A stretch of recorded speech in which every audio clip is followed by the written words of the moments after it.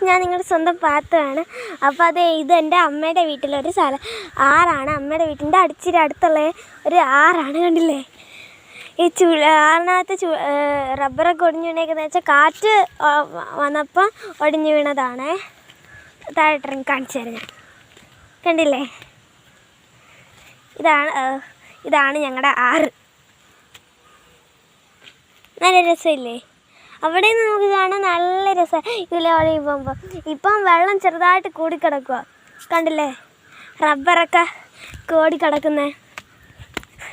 അപ്പോൾ നമുക്കെല്ലാം ഈ സൈഡിൽ നിന്നും കാണാം, എല്ലായിടത്തും നിന്നും നമുക്ക് കാണാം. അപ്പോൾ ഈ കൂട്ടുകാർ വേറെ സംഭവം ഞാൻ നിങ്ങൾക്ക് കാണിച്ചു തരാവേ. ഇത് കണ്ടോ,